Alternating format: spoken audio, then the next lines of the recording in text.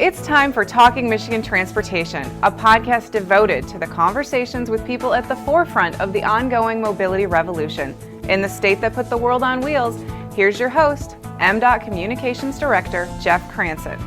Hi, once again, this is the Talking Michigan Transportation podcast, and I'm pleased to have with me today Lloyd Brown, who is the Director of Communications for AASHTO, which is the American Association of State Highway Transportation Officials.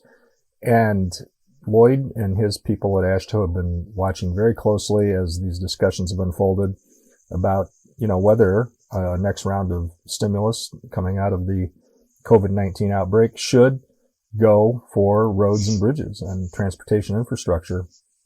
There's been a lot of ups and downs in this. So Lloyd, without putting you on the spot about that, what's your best intel right now as to what might happen? Well, there are a lot of people talking about it, a lot of people working on it, that's for sure. At AASHTO in early April, we sent over a letter to the leadership in both houses and asked that they include $50 billion for state departments of transportation because there's been such a dramatic drop in the sales of cars and vehicle miles driven, so the use of gasoline and many other ways in which transportation investments generate revenue for investments. And states are really hurting right now. So that was our ask. And since that time, there was another round of the stimulus that came out, COVID relief, that did not include relief for state DOTs. We're hoping that this next one does. There was some money for other modes in there, right? Well, the first CARES Act had money for public transportation, and by all accounts, public transportation has really been decimated. The few systems that continue to run, the major systems that continue to run, are running with really low rates of ridership. In Washington D.C., it's the pictures of empty trains. It's just amazing to see when say for instance at AASHTO, 74% of our employees ride public transportation to the office every day. It's heavily used, and the city is heavily dependent on the local subway and train system. So watching COVID and the lockdown, the shutdown, stay-at-home orders come into place, transit was just hit really, really hard. And you and your colleagues are all working from home, right? We are. We're all working from home, and that's part of it too. There's some question about, and this is for state DOTs and public transportation, as we see states come back online and start to loosen up some of the restrictions, and there's some serious questions about, are we going to see the kinds of congestion that we saw before? Are people going to find that working from home actually was okay, and that the workplace as we know it is changed forever? So lots of questions about that in the long term, and that sets us up for, the $50 billion ask was really to help state DOTs, their loss of revenue over the last couple of months and looking forward to the next 18 months. So basically through the end of the next federal fiscal year. But what we're running into is there's also the current federal authorization, the FAST Act, that expires at the end of September 2020. So in just a few months. And as you can imagine, at the state and local levels, the dramatic drop in revenue for transportation, that's also happening at the federal level. So the Federal Highway Trust Fund that supports the federal program that states all share in, that's looking like it's in dire straits as well, as soon as maybe the end of this year. So, to recap, this, but just so the listeners do, the revenues for the Highway Trust Fund have languished. Last increased the gas tax in 1993, wasn't indexed to inflation. Inflation has increased 77% since then. The inflation-adjusted cost of gasoline today is about where it was 50 years ago. So, I think it was Bernard Weinstein, scholar, argued in a Hill op-ed recently that now is the time to do something. And coincidentally, he mentioned 25 cents per gallon at the federal level, and that's what the U.S. Chamber has been arguing for. I don't know. What do you make of that argument that now is a good time because fuel prices are so low that, let's do something right now? We argued the same thing back in the late 2000, the aughts or whatever we call that decade. Well, you're a baseball fan, so you call it the aughts. The aughts, right? But that was one of the things that we really looked for at that time, because as you remember, a barrel of oil was $20 a barrel, and gas prices were way down. Administration at the time and congressional officials said, no, we're not going to raise gas taxes. We're going to stimulate the economy in other ways. But what's really set up is that it's requiring greater and greater contributions from the general fund to support our federal transportation program.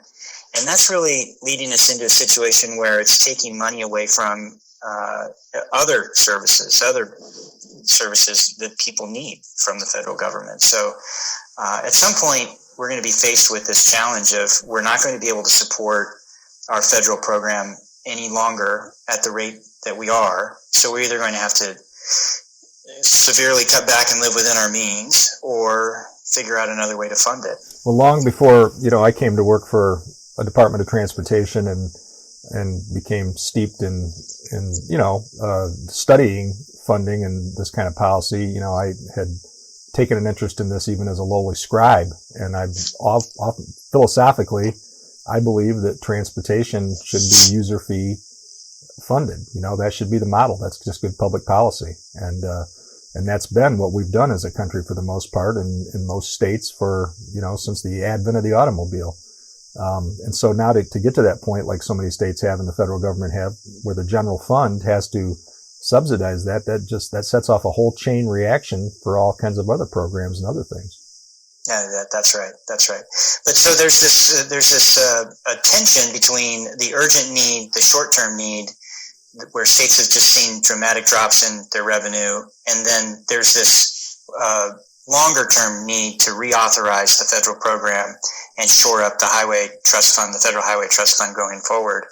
And the reason that's important is because there's a lot of conversation in D.C. on Capitol Hill about investment in infrastructure, and you have to kind of separate those two things, this idea of a backstop or fill the gap or,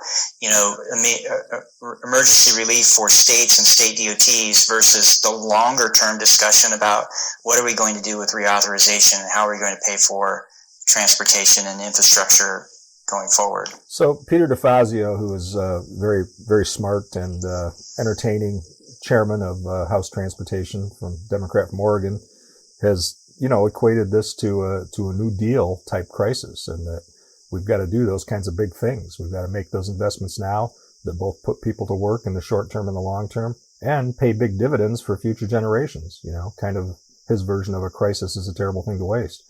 So, do you see any appetite for that on the Republican side? Well, we haven't seen that appetite on the Republican side, and there's a reality of being at the end of the line for funding when we're asking for help. The initial ask seemed really generous, and then the follow-up was the initial CARES Act seemed generous, and then the follow-up came after the reality that what they were giving for small businesses really hadn't hit, and they needed to shore up that fund.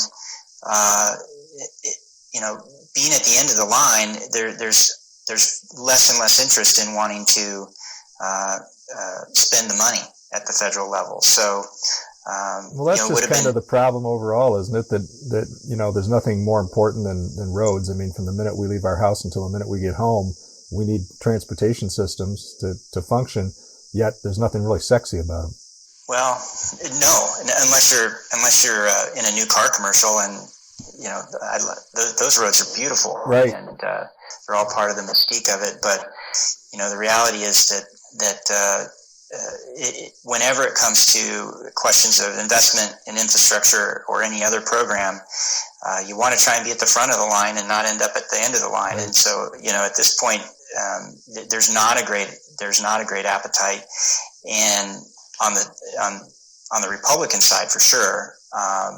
There's been some discussion, I think, on the House side with the Democratic leadership that they would like to use the infrastructure program and the federal transportation infrastructure program and use that to begin to address some of their climate change and priorities in transportation. And so there's maybe some potential there. The proposal that came out earlier this year in January, maybe early February, had some of that programmatic ask fors You're talking about in the their Democratic proposals. plan? It came out in The Democratic plan. January.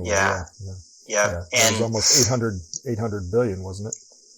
There was and it would have dramatically increased spending from the Highway Trust Fund, and they were working out ways to come up with that kind of revenue. But that would be the starting point for the House side. The Senate side was the EPW actually passed a bill and had sent it off to the floor. It was like or not to the floor, but it had passed a bill and it was waiting to be put together with the other portions of the transportation. But theirs was much more in line with kind of continuing the themes and continuing the programs of the current FAST Act. So, well, didn't you name your organization to begin with AA so that you could be at the front of the line? That was the idea. We probably did. I'm not sure. That was 1914, so that was a little before my time. Wow, I didn't realize it went back that far.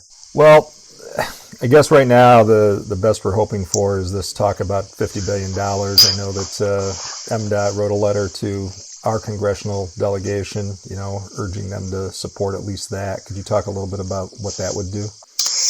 Yeah, when you start putting the story together around the country, and we were talking in generalities, but when you really listen to state leaders in Washington State, they're talking about losing $100 million a month in revenue. That program, is just not sustainable without some kind of investment. And similar types of stories in North Carolina, they're telling the same story. They're without some sort of urgent backstop. The line in the newspaper the other day was they're gonna close up and go home and keep just only their barest essential people on the job to keep people safe, but everything else is going to shut down. Missouri's in a similar sort of situation. Now, there's a handful of states that are saying, we're probably good if everything starts back up. But for the most part, our association did a survey of state DOTs earlier this month, back in April, and the states are really, really hurting. So that's what this the $50 billion ask is based on, a 30% reduction in revenue averaged out across all the states and applied over the next 18 months. And would probably go through the traditional formula in terms of how it would be dispersed. There is some discussion on that. Absolutely.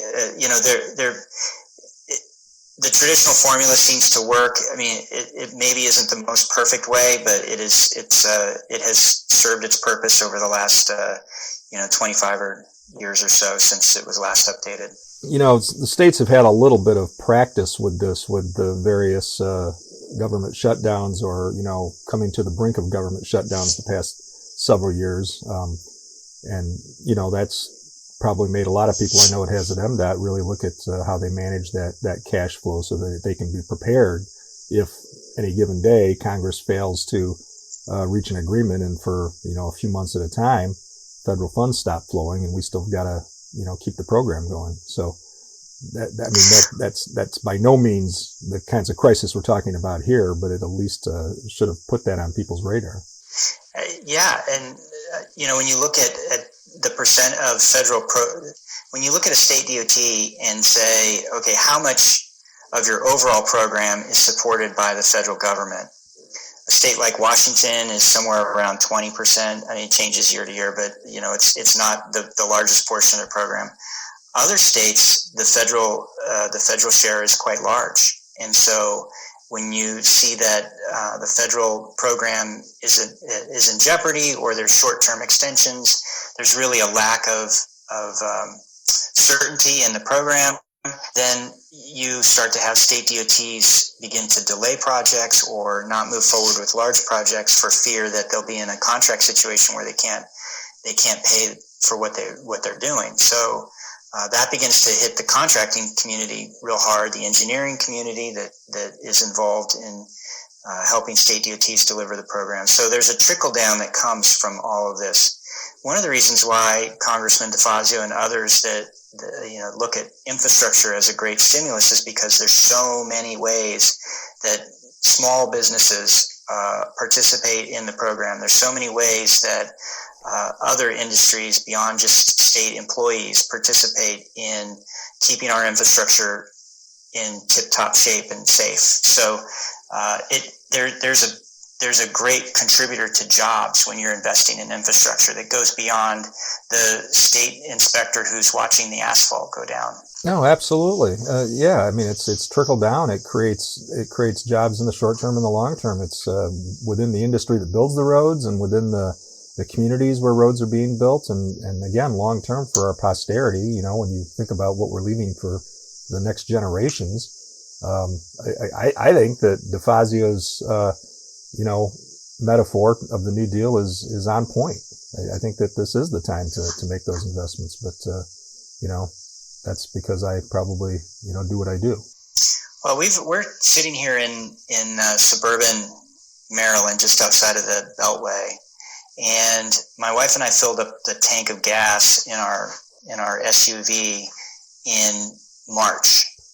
Yeah, and we haven't had to fill up the gas tank again. This is a vehicle that gets 25 miles to the gallon. It's a Chevrolet. It's not it's not fancy in any way, but it's not a huge, it doesn't get high mileage or any of that. It's just a regular old car. We filled it up in March, and we're still at just over a quarter of a tank in the vehicle. Yeah, exactly. So that is one example. And when we filled it up, we were, the price of gas was around $2.50, and I was thinking, I can't believe gasoline is this inexpensive in this area. Well, I went out this morning to run an errand, and I looked and it was sitting right about $2.05. Yeah. For a gallon. I don't know about you, Jeff, but I started driving back in the late 80s, and we would have been excited to have gasoline around $2.05, somewhere around the early 90s. Well, exactly, and traffic volumes are down in Michigan, about 50% since mid-March, and I'm sure it's probably similar in Maryland, the other states. So we haven't seen Treasury receipts yet for those weeks, but, we can extrapolate that if miles driven are down that much, that the revenue from fuel taxes is going to be down that much too. And you mentioned car sales, which, that's a double whammy in Michigan because it's still the auto state. And on top of that, we need people buying new cars and registering new cars because those are important parts of transportation revenue too. Anyway, lots more to discuss here. In a few minutes, I'm going to talk to Patrick McCarthy. He's our finance director about our bonding plan and what's going to end up happening with that. I know you guys are watching that, as you are some other states that are looking at selling bonds. The MTA, as you probably know, in New York is still looking at doing, bonding for the transit system and watching that closely to see when they finally go to market.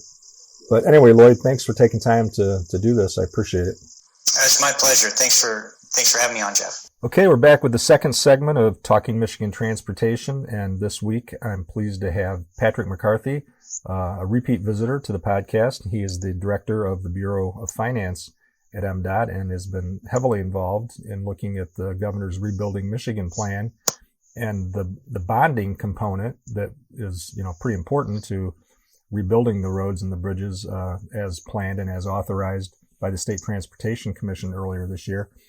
Patrick, thanks for coming on. Could you talk real briefly about where you think we're at with the potential of selling some of these bonds this year?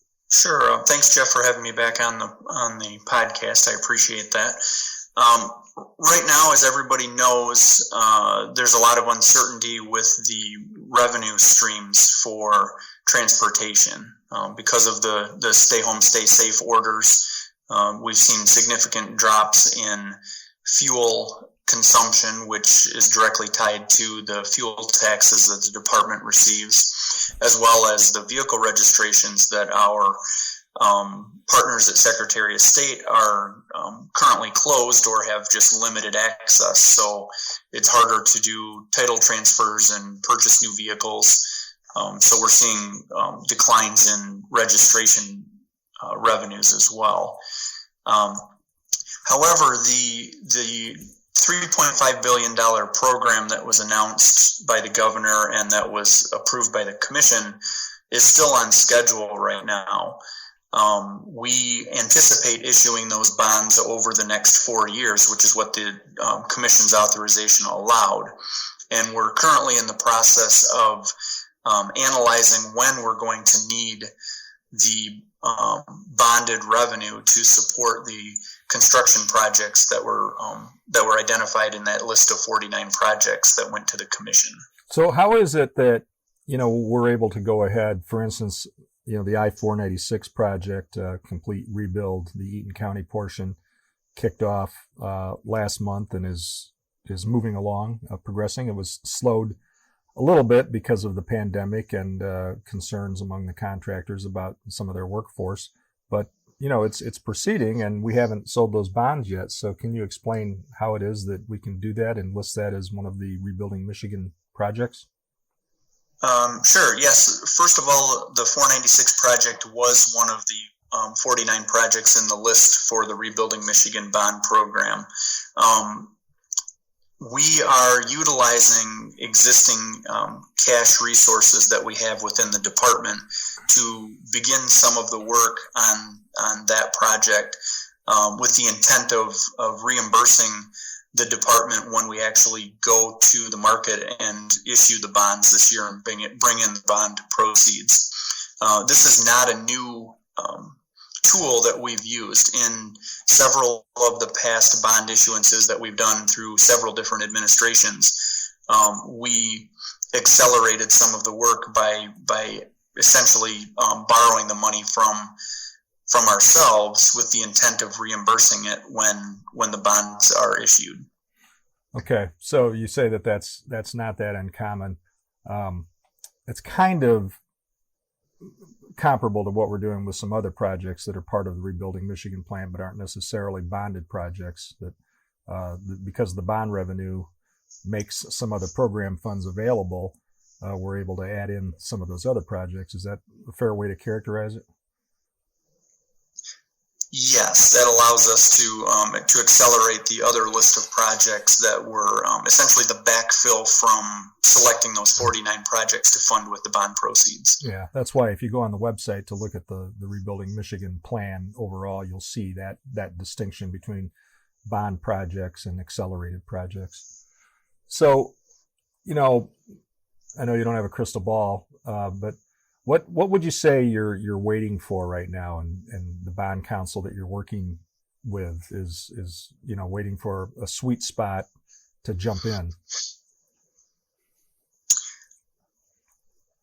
I guess right now really what we're waiting for, we're in the process right now of developing a shortlisted team of underwriters that we will work with over the next 5 years for any of our bond issuance needs, whether it's in the trunk line or CTF or even federal Garveys if we chose to go that route. It's not a specific team of underwriters for the Rebuilding Michigan program, but it is a team that we would use for any of our new money issuances or any refunding opportunities over the next 5 years. So we're working on that right now. And then from that shortlisted team of underwriters, we would select an actual senior manager and co-managers to issue any new money deals for the Rebuilding Michigan program. In addition to that, the list of 49 projects, the way that we have those scheduled to deliver those construction projects, there were only a few of those projects that were scheduled to start in fiscal year 20. The rest of the projects we're working on preliminary engineering or design work for those projects, and then that construction will start in 21 or 22 or 23. So there's not a need from a cash flow perspective to bond probably before this summer or early fall. Well, good. Well, that's helpful. We'll obviously be talking more and be taking a close look at this all the way through, and we're going to keep our eyes. I mean, we always watch the revenue estimating conference, but this year I think we're going to all be extra careful and vigilant about looking at what they do. Mm-hmm. So I think the other part to that is we're interested in seeing what kind of federal assistance might be made available to the states to help with the infrastructure needs. We've got some nationwide support to try to get Washington to do a stimulus type package or a CARES type program for the road and bridge industry, similar to the assistance that they've provided for airports and public transportation. Well, yeah, and the president in the past had said that he really wanted to do that, and Lloyd and I earlier talked about Peter DeFazio, the Democratic chairman of the House Transportation Committee from Oregon, and his equating this whole thing to the New Deal and the need to seize this opportunity to invest, to put people to work in the short term and long term, and to offer better roads and bridges for our posterity. So, hopefully that that argument catches on. Right. The transportation program directly stimulates the economy and keeps people working in these difficult times. Yeah. Well, thanks, Patrick. I'm sure we'll be talking more.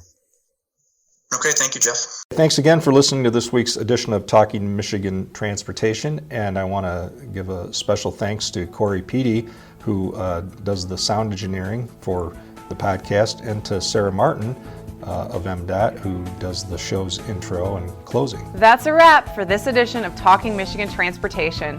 Check out show notes and more on SoundCloud or by subscribing on Apple Podcasts.